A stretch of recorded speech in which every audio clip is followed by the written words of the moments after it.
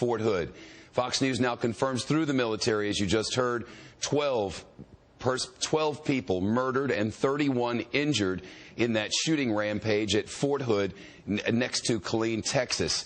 We can tell you one of the dead victims is a civilian police officer contracted by the military to work there on post. We're told that President Obama will address this shooting rampage now. Let's listen live. Please, everybody, have a seat. Let me, first of all, just thank Ken and the entire Department of the Interior staff for organizing just an extraordinary conference. I want to thank my cabinet members and senior administration officials who participated today. I hear that Dr. Joe Medicine Crow was around, and so I want to give a shout out to that Congressional Medal of Honor winner. Good to see you.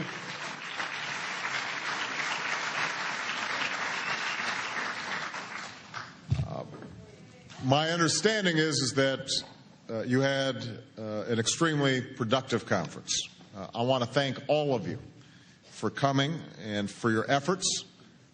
And I want to give you my solemn guarantee that this is not the end of a process, but a beginning of a process, and that we are going to follow up.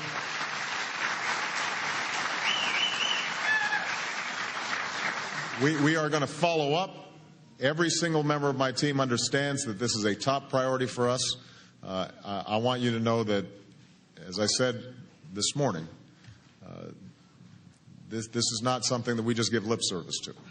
And we are going to keep on working with you to make sure that the First Americans get the best possible chances in life in a way that's consistent with your extraordinary traditions and culture and values.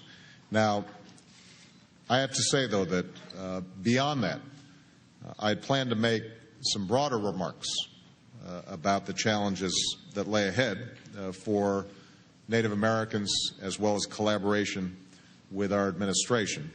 But as some of you might have heard, there has been a tragic shooting at the Fort Hood Army base in Texas. We don't yet know all the details at this moment. We will share them as we get them. What we do know is that a number of American soldiers have been killed, and even more have been wounded in a horrific outburst of violence. My immediate thoughts and prayers are with the wounded and with the families of the fallen and with those who live and serve at Fort Hood.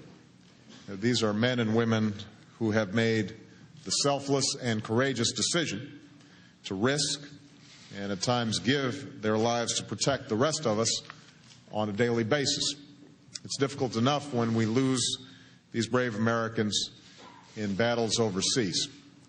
It is horrifying that they should come under fire at an Army base on American soil. I've spoken to Secretary Gates and the Chairman of the Joint Chiefs of Staff, Admiral Mike Mullen, and I will continue to receive a constant stream of updates as new information comes in.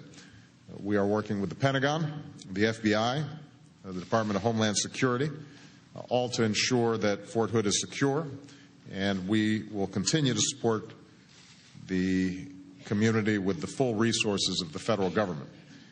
In the meantime, I would ask all Americans to keep the men and women of Fort Hood in your thoughts and prayers. We will make sure that we get answers to every single question about this horrible incident. And I want all of you to know that as Commander-in-Chief,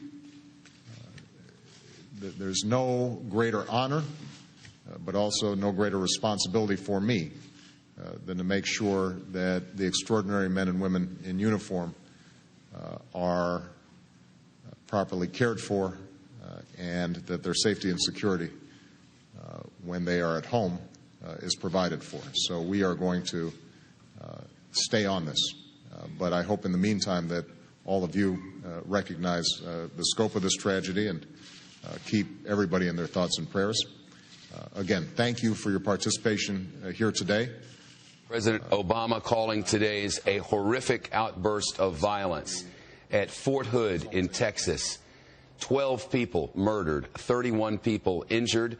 Those are the latest numbers from the Post itself.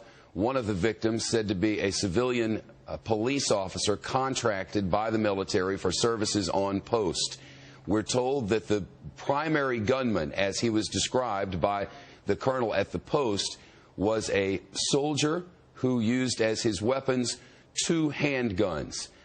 It is our understanding that he is responsible for the deaths of those 12 people. However, 2 other soldiers are now in custody. The level of their participation or knowledge of all of this is unknown to us at this moment. We know that the 31 people who have been wounded, we don't know how many of those have been taken to hospitals. We know that there are hospitals on post and off post in the neighboring Killeen, Texas. And right now, we're waiting for further from the military. Who was this soldier who's been killed? Who are the other soldiers who are in custody and being questioned? And what might the motive have been? We do not know.